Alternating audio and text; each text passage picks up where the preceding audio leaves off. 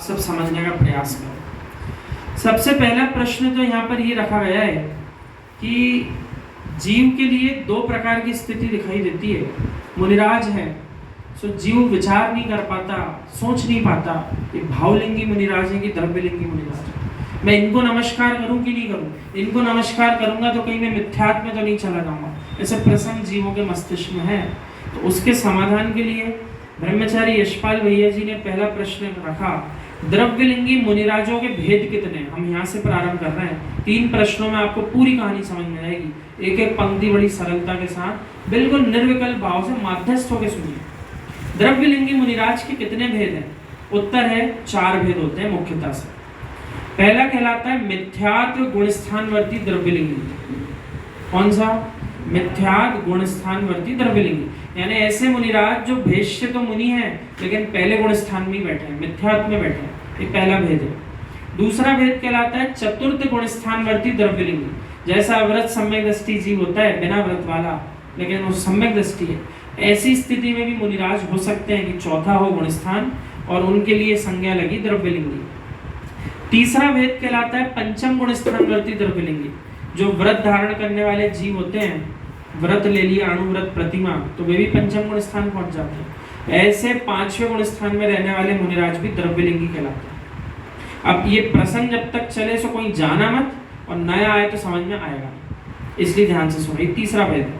और चौथा भेद होता है 6वें 7वें गुण स्थान रूप भाव लिंग के साथ यथार्थ द्रव्यलिंगी। अब ध्यान से समझना प्रसंग। पहले जो 3 भेद आपको बताएं, 14 गुण स्थान होते कि नहीं होते?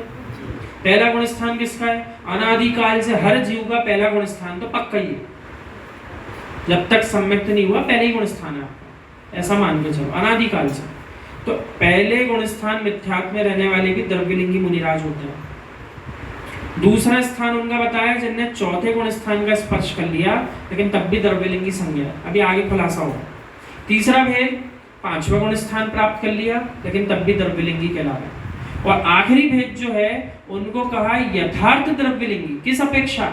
ये वो मुनिराज हैं जो 6वें में तब आए जब 7वें से गिर के आए, यानी भावलिंगी हैं, स्पष्ट रूप से भावलिंगी हैं, तब गिरे अपने भावों के कारण तो प्रमत्त गुण स्थान में आए, प्रमाद के कारण।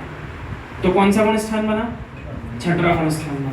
तो उनके लिए नाम दिया है 6वें 7वें गुण स्थान भावलिंग के साथ यथार्थ द्रव्यलिंगी। ये 4 भेद होते हैं। अभी तक जीव क्या मानता है? द्रव्यलिंग का अर्थ है मिथ्या दृष्टि। ऐसा नहीं होता, आज उसी का खुलासा होगा। अब आगे चलिए। हाँ बराबर, तो उनको चौथा भेद दिया है। सासाधन गुणस्थानवर्ती और मिश्र गुणस्थानवर्ती, यानी दूसरे और तीसरे गुणस्थान जो छूट गए, अब उनके बारे में बता रहे हैं। दूसरा गुणस्थान सासाधन कहलाता है और तीसरा गुणस्थान मिश्र कहलाता है।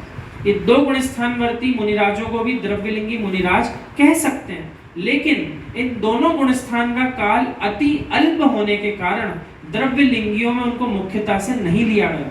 ले सकते हो, बोल सकते हो, लेकिन काल इतना छोटा होता है, गिरता हुआ क्रम भी होता है कि उसमें लो चाहे मत लो, ना के बराबर जिसको बोलते हैं ना, बरसात कितनी बोले ना के बराबर, सड़क भी गीली नहीं, वैसी स्थिति है। तो बोल रहे हैं उन मुनिराज को भी द्रव्यलिंगी कहेंगे, पर काल कम होने से छोड़ दिया। आगे कह रहे हैं 6वें गुणस्थानवर्ती को जो द्रव्यलिंग होता है वो द्रव्यलिंग भावलिंग के साथ वाला होता है। 6वें में है ही वो मुनिराज जो 7वें से गिर के 6वें में आए। ये भेद को समझना पड़ेगा, हर विद्वान इस भेद का खुलासा करता नहीं है। इस कारण लोगों के अंदर बहुत बड़ी एक अंदर से ज्वाला है, ज्वाला बैठी हुई, वो शांत नहीं हो पा रही। तो क्या कह रहे हैं? 6वें गुणस्थानवर्ती मुनिराज जो द्रव्यलिंगी होते हैं वो द्रव्यलिंग उनका भावलिंग के साथ वाला है।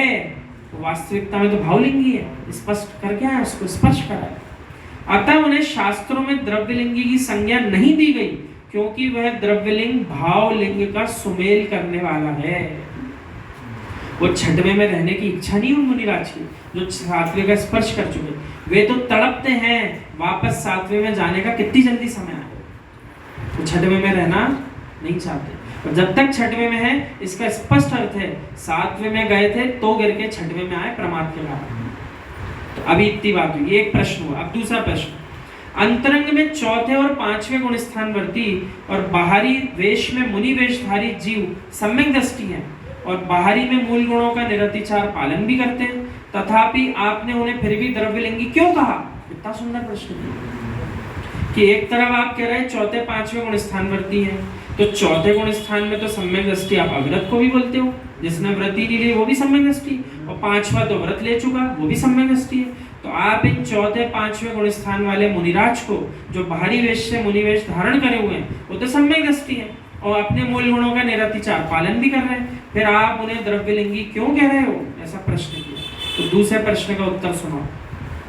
अंतरंग में चौथे गुण स्थानवर्ती अवृत सम्यक दृष्टि यानी जो श्रावक है और बाहरी में 28 मूल गुणों के पालन करने वाले भावलिंगी नहीं होते, यानी चौथे गुण स्थान का स्पर्श कर लेना मुनिवेश के साथ ये घोषणा नहीं करता कि भावलिंगी होंगे ही होंगे।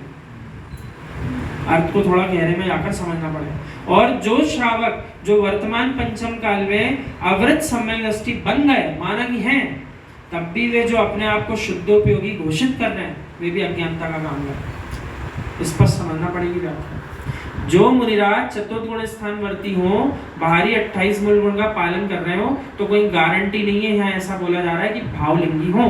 और इसी प्रकार श्रावक को भी लगा लेना चाहिए। यदि हम सम्यक दृष्टि बन गए तो इसका अर्थ नहीं हम शुद्धोपयोगी ही हो गए। यदि इतने में ही काम बन जाता तो फिर 5वीं प्रतिमा से लेकर 11वीं प्रतिमा और महाव्रतों की चर्चा होती क्यों? ये विद्वानों को स्पष्ट रूप से व्याख्या करना चाहिए ताकि कोई जीव भ्रमित ना हो।